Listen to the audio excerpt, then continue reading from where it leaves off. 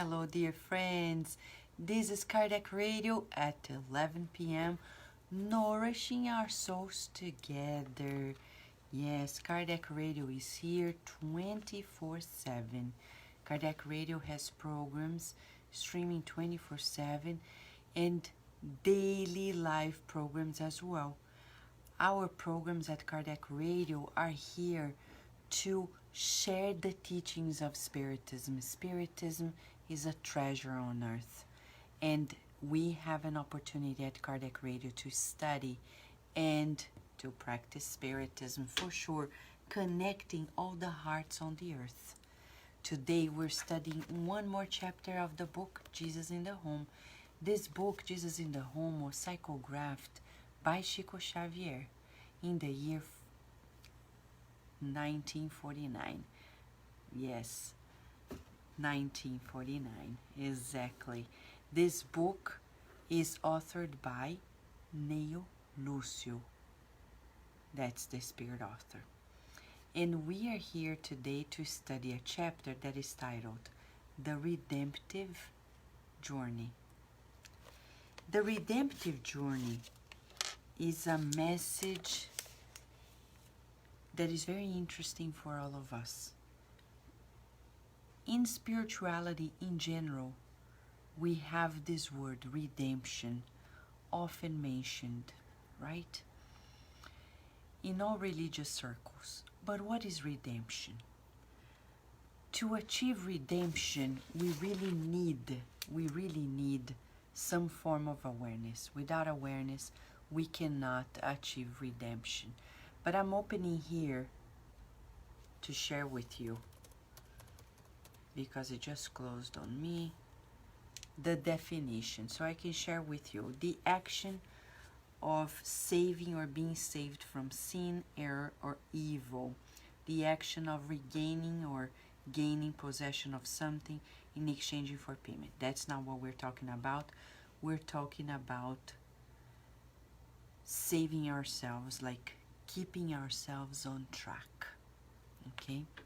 So today, the redemptive journey. The redemptive journey is chapter 49. We're just one chapter away from wrapping up the 50 chapter book that we have started studying together. And let us not forget that this book comes to us as a description of true meetings that happened between Jesus and other disciples at Peter's home. For us, I would say, it's important to remind ourselves, right? Do you do the God at home? Some people call it gospel at home. But at Jesus' time, we talked like God at home, because he was always invoking the presence of God. But however we name it, it's important, super important, to dedicate this once a week, at least once a week, same time, to commune with the higher spirits, read a message, say a prayer, even if you're by yourself. But this is sacred. You know, when we study the teachings of Allan Kardec, we understand that spirits come and go, come and go, come and go. Majority of spirits on earth are wandering. They don't know what to do. And I'll tell you more. There are spirits that discarnate. They come back to see what's going on, not only their families, but anywhere. And if they are not superior, they are tortured by seeing people indulging in pleasures that they can no longer indulge. Okay? This is in the book Heaven and Hell, in several messages in the Spiritist magazine by Kardec. So it's important that we keep that in mind, because any habit that we engage will attract these spirits. What kind of spirits are we attracting? We can't lose sight of it. Tomorrow at the Spiritist side of Virginia, Friday actually, on Friday, Yes, Friday, March the 30th or 29th, we're going to be studying a message from a spirit that was published at Kardec's time. And in that message, if you tune in at Kardec Radio, we'll be streaming it, you will see the ins and outs of this spirit interaction that happens in our daily lives. How spirits enter. We can be talking at work with a colleague or a boss, and a spirit can come and intervene for the better of ourselves or for the worse. They can help us or not. Sometimes they have nothing to do with our lives. And I'll give an example. If you read a book 2,000 years ago by Emmanuel, Pontius Pilate discarnates. There is a moment in the book in which Pontius Pilate is back. And when he's back, he observes the beautiful city of Rome, and he is mesmerized by it. And he says, "Oh, how I wish I could be there, enjoying the honors and the pleasures." So only elevated spirits help for real. Others may create obstacles. No wonder people complain in their daily lives about conversations that didn't go right, weird things, strange things. We're never alone. Why am I mentioning this? Because in this chapter 49, the redemptive journey, you and I have an opportunity to revisit what kind of spirits we are connected to.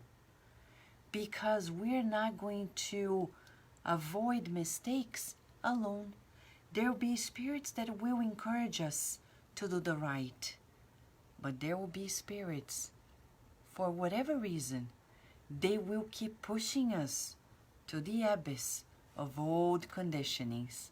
Okay? So this is a short introduction as we begin today, saying hi to everybody. Hello, friends. Hello, Solange.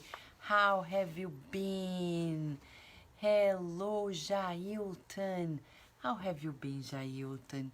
Alicia Ramos and our friends from the Philippines. How have you been, Alicia? Hercules. How have you been, Hercules? Adilson, big hug to you. Karina, Alice, thank you, Karina. Nora Brasil, a super hug to you. Carol Correia, big hug to you too. Teresa Castro, how have you been? A hug to you. Quentin, how have you been? Léa Severo, saudades. Renata, big hug to you. Hello, Maria. Big hug to you, José and little Daniel. John the Rosa, thank you for joining us. Angela Toesca, super hug to you. Amanda Andrade, thank you for joining us. Alice, I can imagine you're at work because of the time difference, right? The time zone. May your work be blessed and protected, okay? Luciano Matevi is here. Super hug to you. Raquel Bakeshi, super hug to you. Ready, ready, ready. Set and go.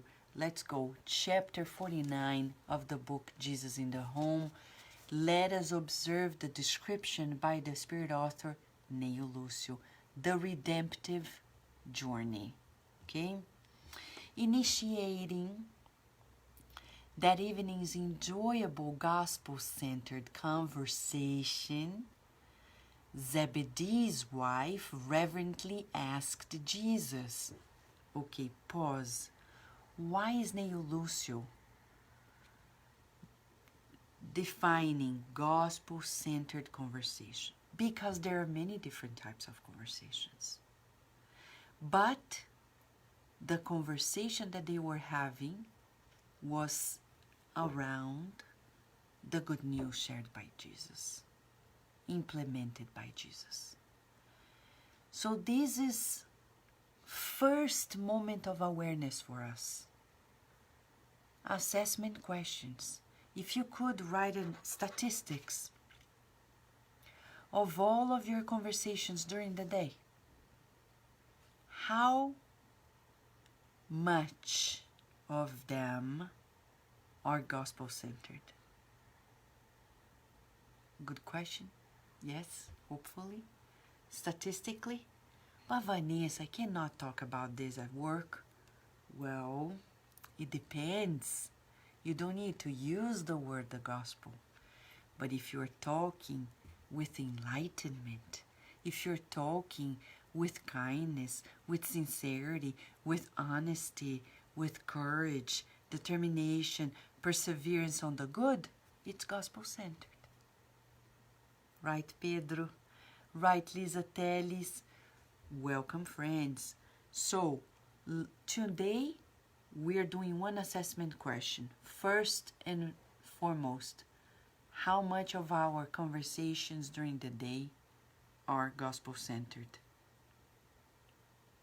The other day, I was talking to a friend, and he was telling me about his girlfriend. She's very religious, and she said, I'm so happy. He said, I'm so happy because my girlfriend is so gospel-centered that anything that I say, she always turns to the positive. Aha, we got it, the aha moment. A gospel-centered conversation means seeking the good. Right on. So that's our first assessment question and somewhat a homework, okay? Then Zebedee's wife reverently asked Jesus. Who was Zebedee? The father of John and James, John the Evangelist. And the wife, we all know, the mother of them all, described in the book, in the very book, God, Good News, by Brother X, through Chico Xavier. Lord, how will our journey to the divine kingdom happen? Do you know the answer, friends? What is the answer? Do you already know how our journey to the divine kingdom happen? Do you know? Christ appeared to concentrate for a few moments and explained. Again, it's undisputable that throughout this book, we see the same attitude in Jesus, moderation. He pauses, he listens, he reflects. Do you think he doesn't know the answer? I think he does. But I think he is also giving people a new model of conversation. Because we're used on the earth to say something somebody else says right on, talking over, almost talking over. We're saying something, somebody else is saying something else, and then we don't think, and we are anxious, and we want to show that we know what we're talking about. Jesus is creating a new pattern for our conversations. Healthy conversations have pauses. Pauses for several reasons. So let us reflect on this. And then he says, in a valley in a far-off country, there were a number of Jews who were blind from birth. Accustomed to darkness and poverty, they had lived for many lives in their cave. When an enlightened brother of their race came along and told them about the profound beauty of Mount Zion in Jerusalem, where the chosen people worshipped the Supreme father. After listening to his story, all the blind people were greatly upset and lamented their impossible situation. Their seer friend, however, explained to them that their situation was not hopeless. If they had the courage to apply themselves to certain disciplines, and if they abstained from the very low nature pleasures to which they had grown accustomed in the darkness, they would be able to regain contact with the light and go to the holy city.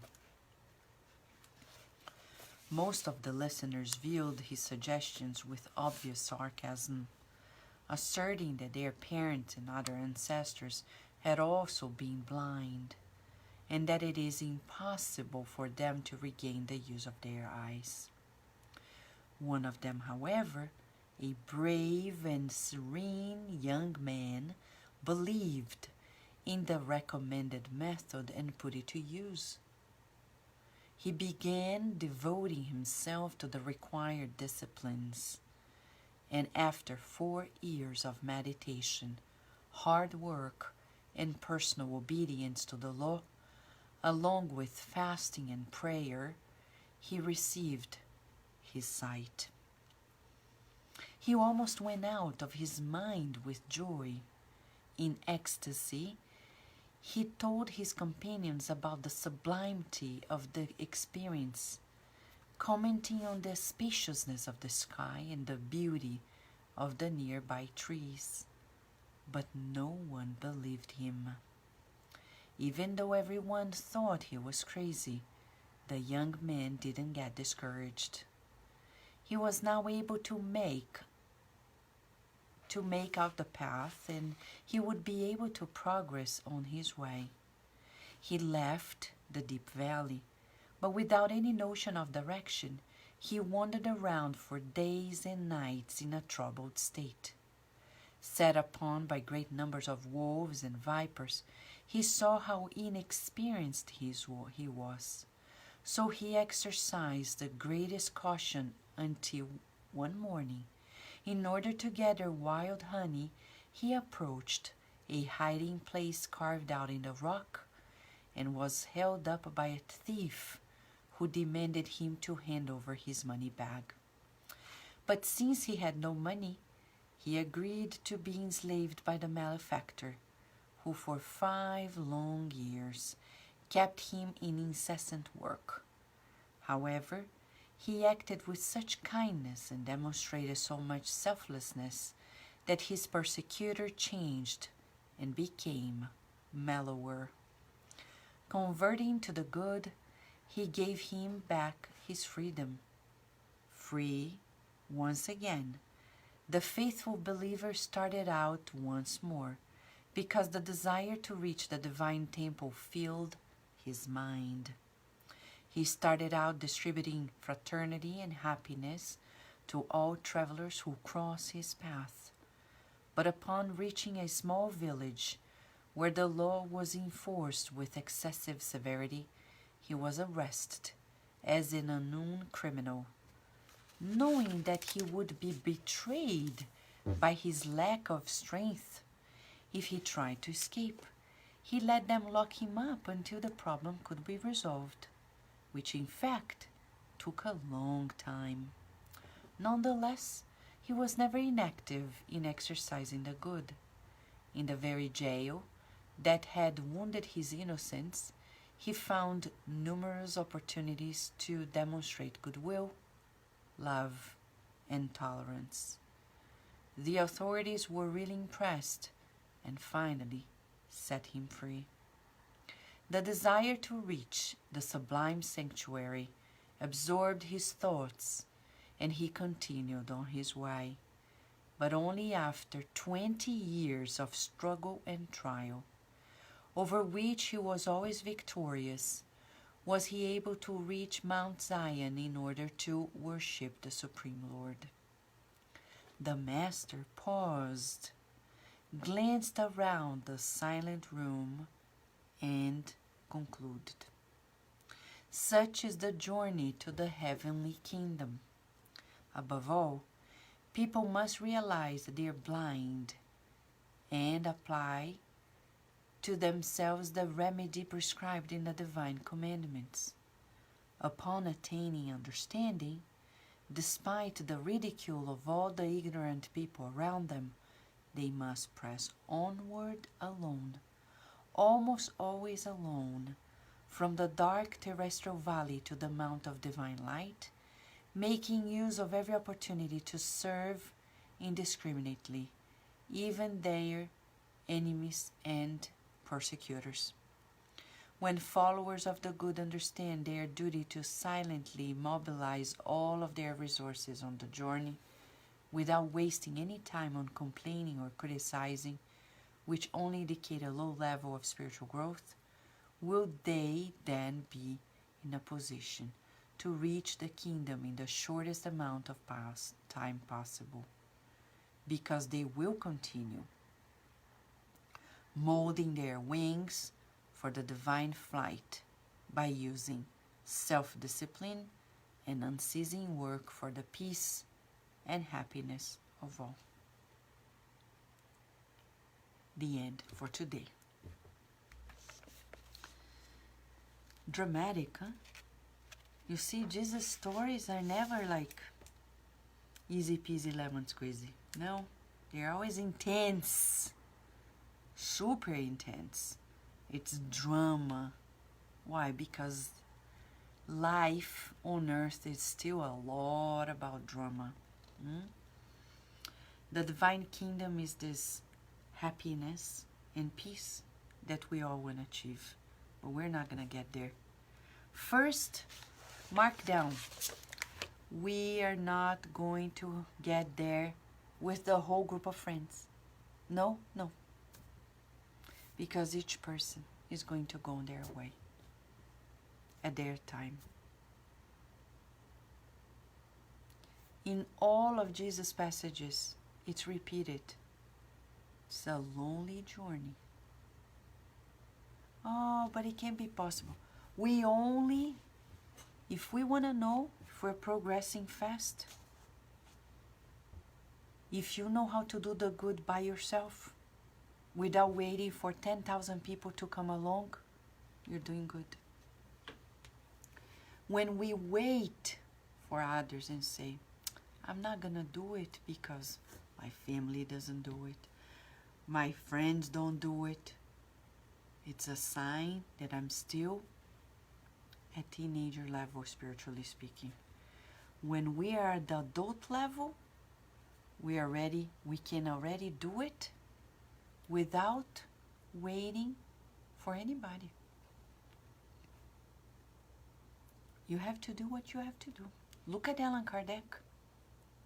Kardec, if he waited for all of the whole society, the French society, to come along, he wouldn't have done anything. He had to learn how to do it by himself, though he was not alone. We know that the good spirits was a super huge group of high spirits, mediums, but the work he had to do, it depended solely on him. So this redemptive journey begins when I give that step and I don't wait on everybody else. From beginning to end on this message, Jesus is telling us courage to do the right in spite of the approval of the rest. People thought that this man in the story of Jesus was crazy, and you may be said to be crazy by family members, by others, friends. What's important is the question, are you helping others? Am I helping others? Is what I'm doing helpful to others?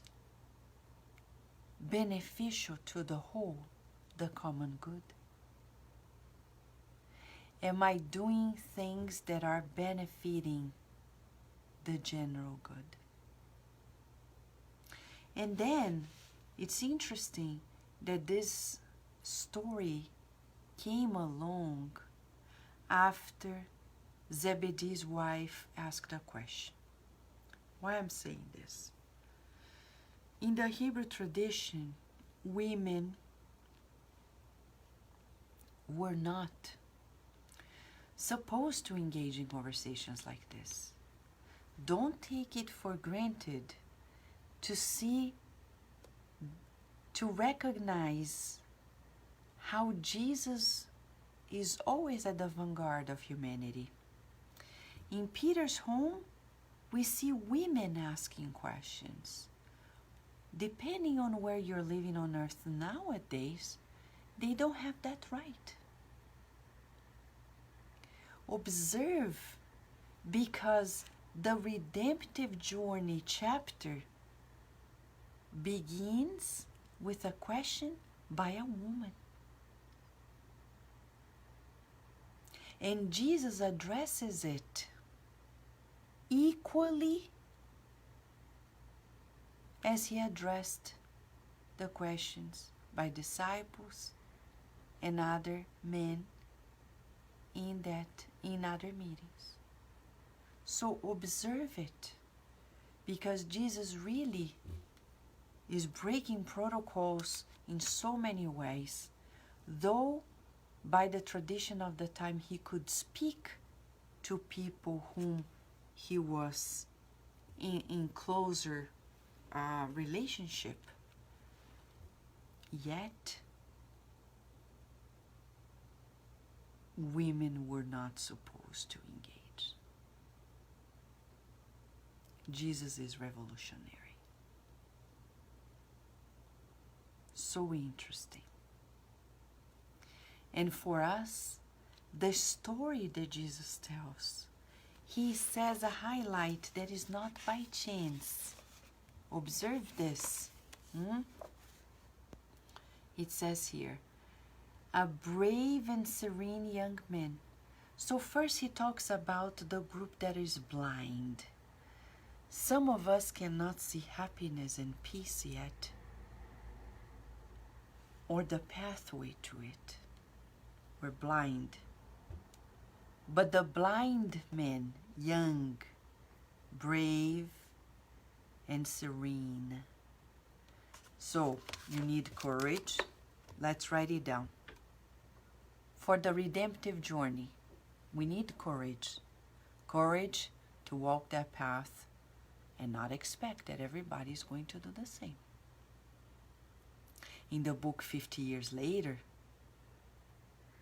when Celia's father finally discovers the beauty of the gospel, he breaks all protocols, starts helping the poor, which was uncommon at the time, and gives 2/3 of his riches to the poor, leaving only 1/3 to his daughter,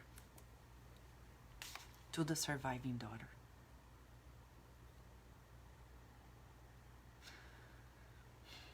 He needed courage to take that step.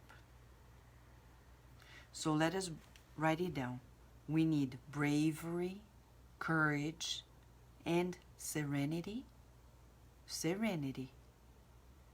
to walk this redemptive journey.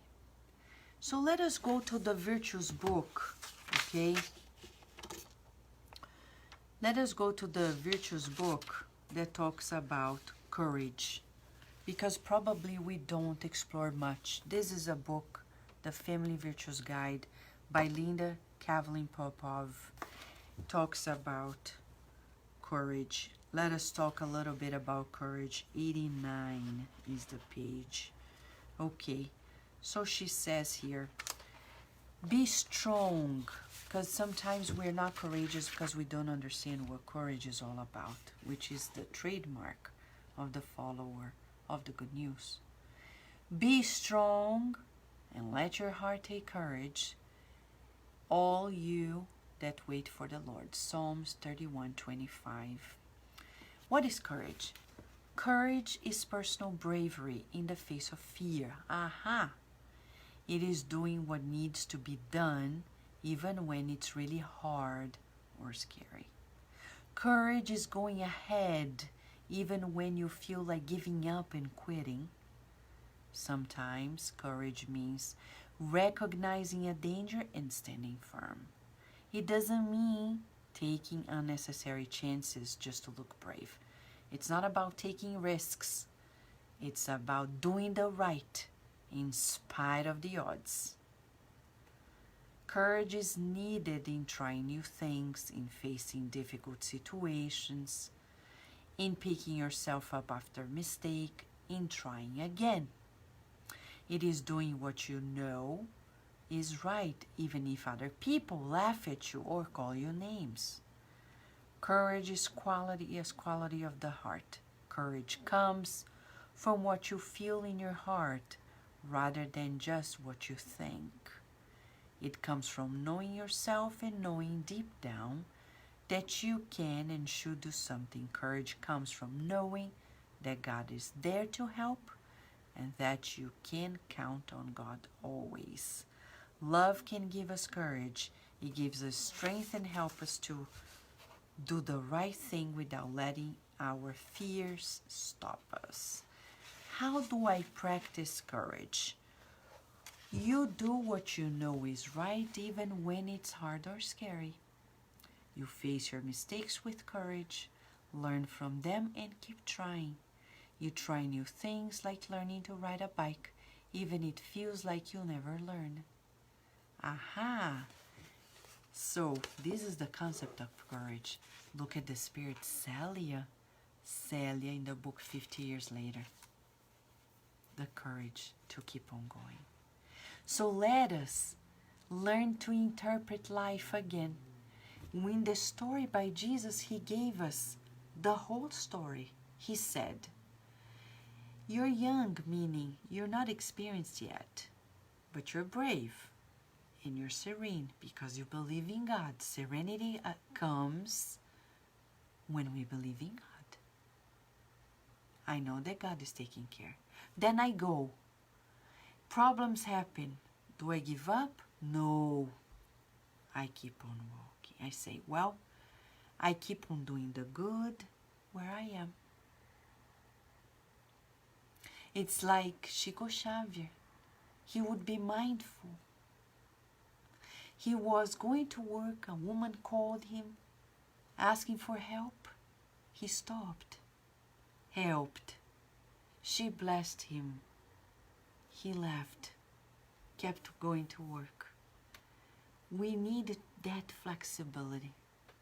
It's almost like a dance in life. Sometimes we plan our lives like a robot. I have my to-do list. I have 10,000 things to do today. When I wake up, first obstacle. If I don't dance, I'm not able to fulfill the tasks.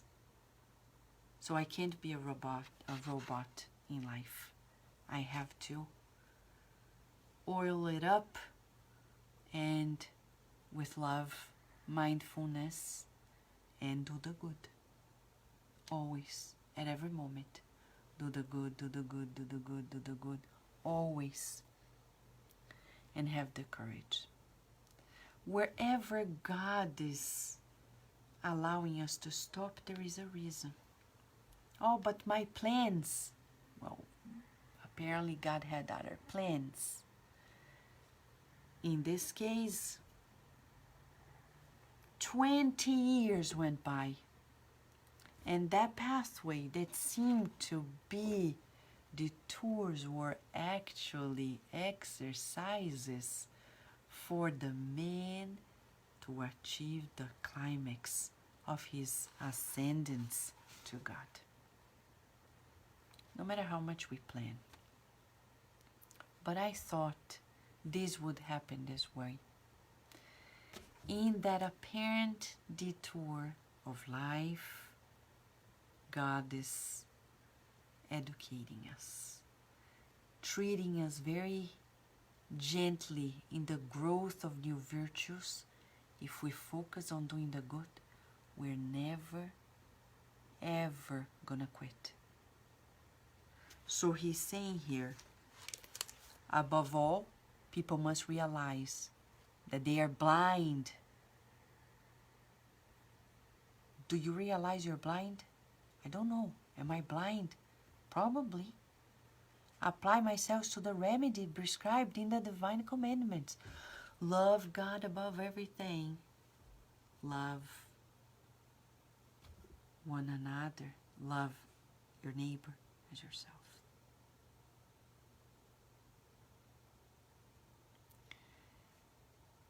And when attaining understanding, people are going to ridicule you, saying you're crazy.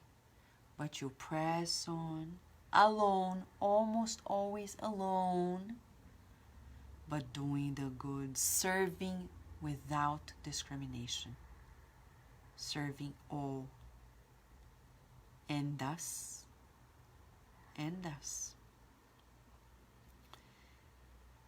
when they reach the kingdom, they will continue molding their wings for the divine flight using self-discipline and unceasing work for the peace and happiness of all.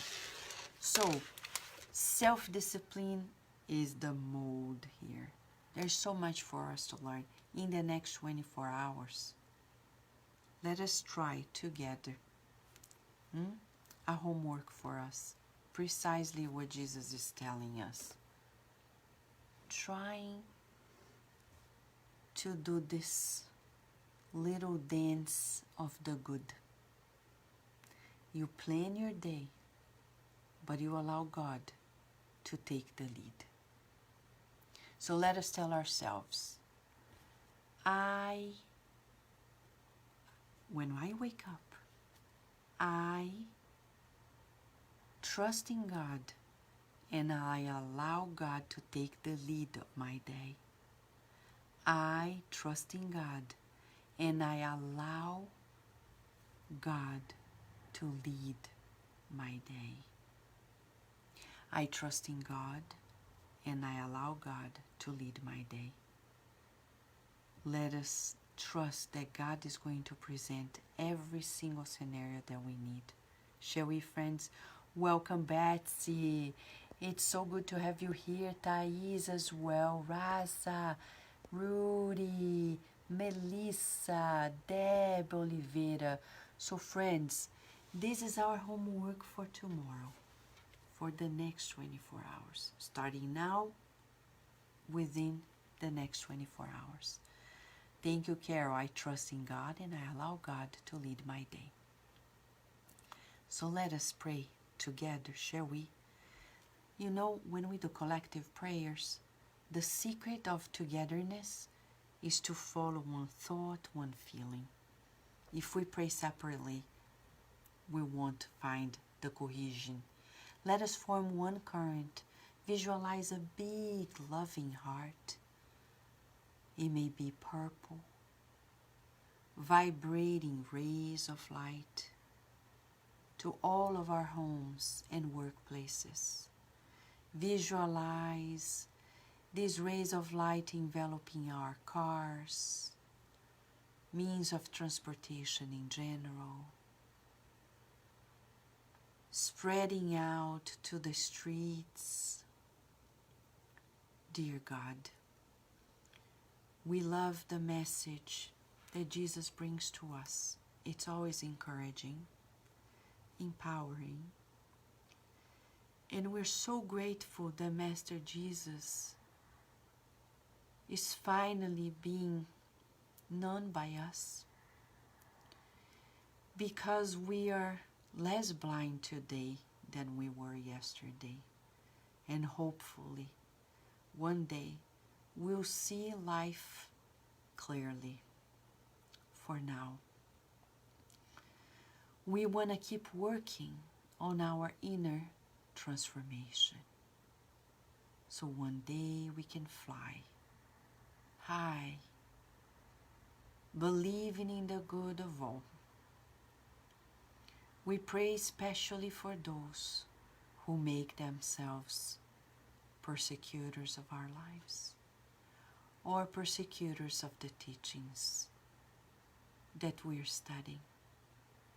May they receive a loving embrace and be reminded that they are awaited in the good works as soon as they change their hearts.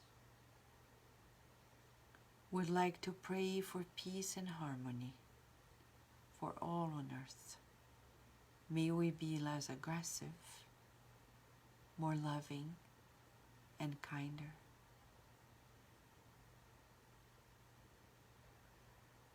Feeling the presence of your divine messengers, we close this moment of togetherness in your name and love, and so be it. Thank you, friends.